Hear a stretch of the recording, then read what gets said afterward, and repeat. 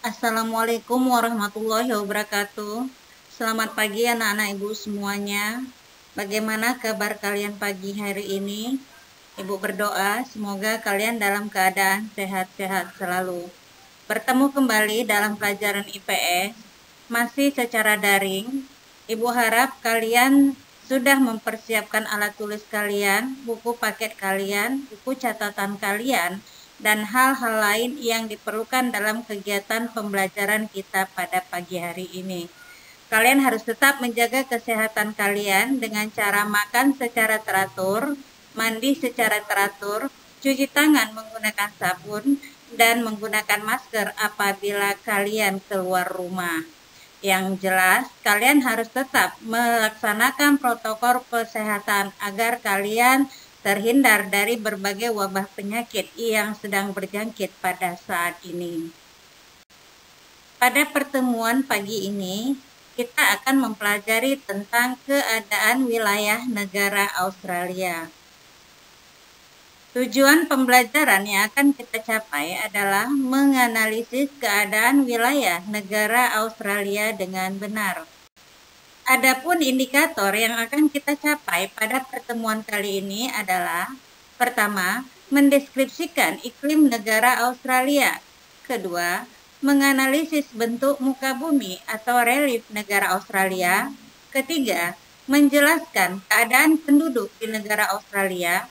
Keempat, mengidentifikasi kegiatan perekonomian penduduk negara Australia. Kelima, menganalisis fakta-fakta tentang negara Australia. Dan terakhir, keenam, mengidentifikasi budaya di negara Australia. Baiklah anak-anak ibu sekalian, mari kita bahas satu persatu dari indikator yang sudah kita bahas tadi. Yang pertama adalah tentang iklim negara Australia. Letak negara Australia mayoritas berada di sebelah selatan dari garis khatulistiwa. Oleh sebab itu, iklimnya lebih beragam daripada wilayah tropis.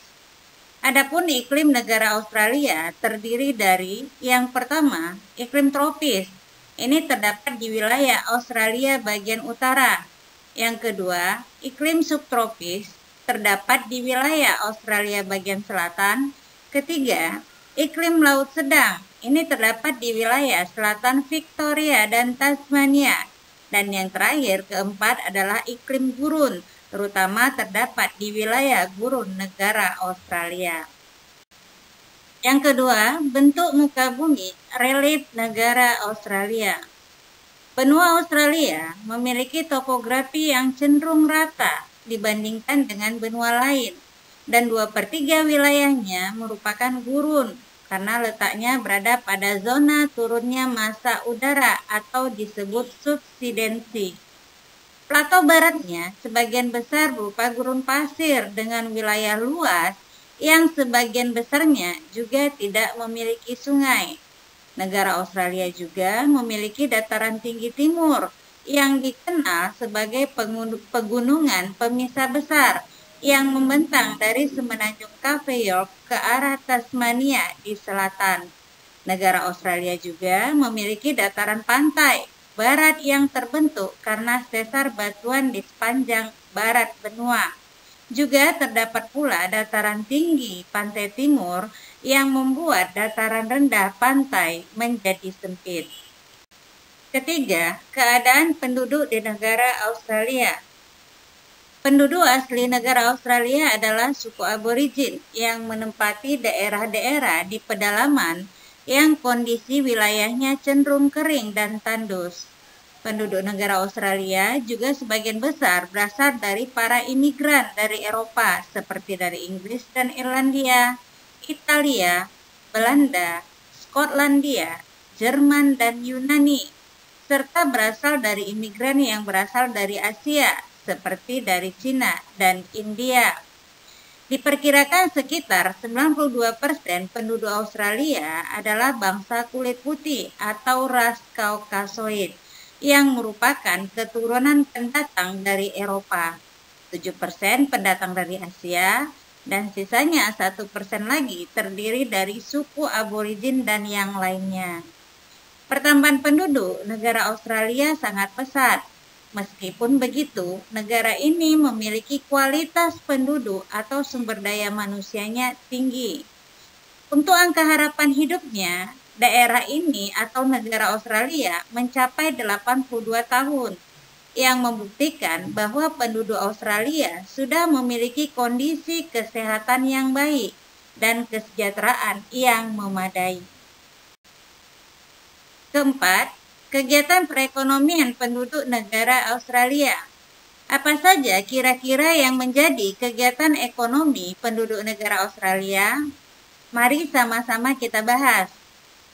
Kegiatan ekonomi Australia menganggarkan beberapa bidang secara umum, di antaranya yaitu 1. Pertambangan.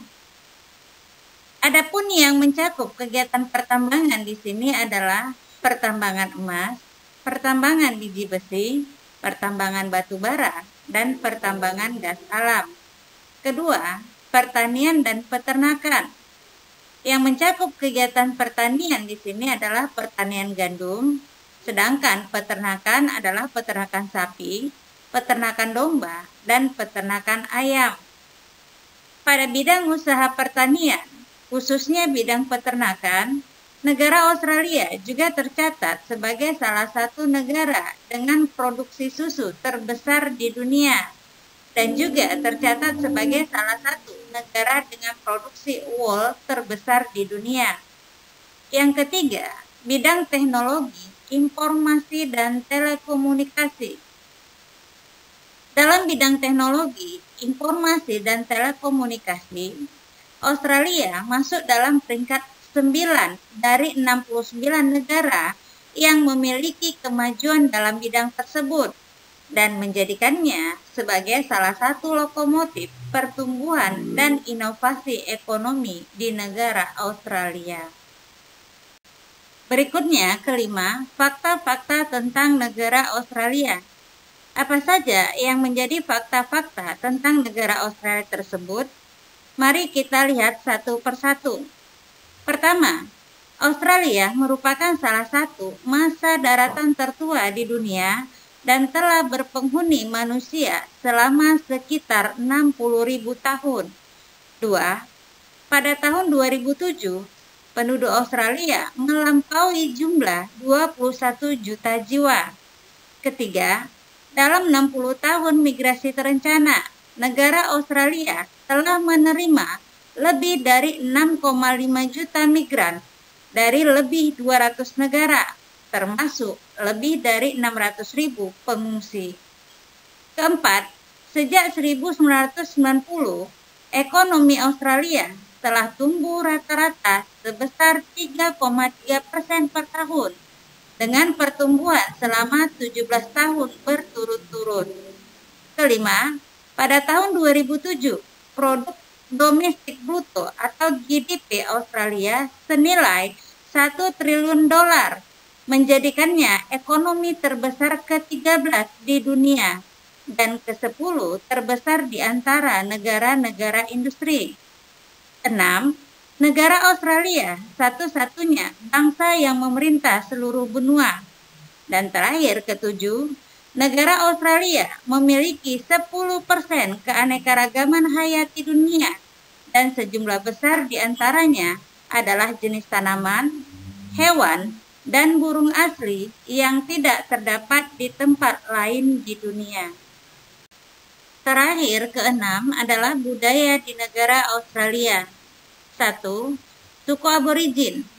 Suku aborigin merupakan suku asli negara Australia yang sudah tinggal sejak 70.000 tahun yang lalu dan berbicara lebih dari 250 bahasa dan dialek yang berbeda-beda. 2. Bumerang. Ini adalah merupakan senjata tradisional suku aborigin yang telah ditemukan sejak puluhan tahun yang lalu dan merupakan senjata lempar yang digunakan untuk berburu. Ketiga, tari tiwi. Ini adalah merupakan tarian tradisional suku aborigin dengan gerakan yang kuat, di mana setiap pergantian gerakan harus dilakukan dengan tepat, sesuai dengan pukulan alat musik. Keempat, didgeridoo. Ini adalah merupakan alat musik tradisional yang memiliki bentuk yang panjang dan agak mengerucut dengan bunyi yang khas sesuai kemahiran peniupnya. Kelima, sandelwos. Ini adalah merupakan makanan tradisional berupa hidangan dari daging panggang, kentang yang dihidangkan juga bersamaan dengan sayuran atau puding dan biasanya disajikan pada hari Minggu. Keenam, Yabun Festival.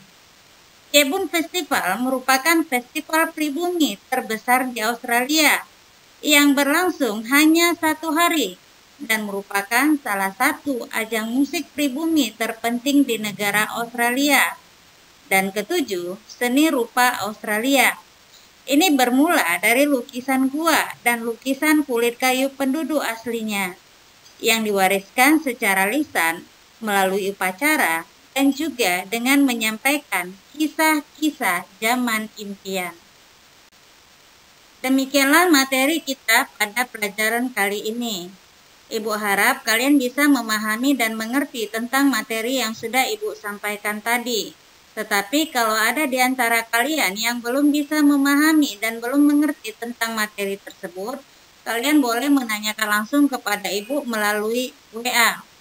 Adapun materi dan tugas yang akan kamu kerjakan pada minggu ini, kamu bisa buka melalui Google Classroom karena Ibu sudah men-share-nya di Google Classroom. Ibu harap kalian mengerjakan tugas itu tepat pada waktunya dan sesuai dengan petunjuk tugas agar tidak terjadi kesalahan. Atas perhatian kalian pada pagi hari ini terhadap materi yang sudah Ibu sampaikan, Ibu ucapkan terima kasih banyak. Dan Ibu akhiri dengan Assalamualaikum warahmatullahi wabarakatuh dan selamat pagi.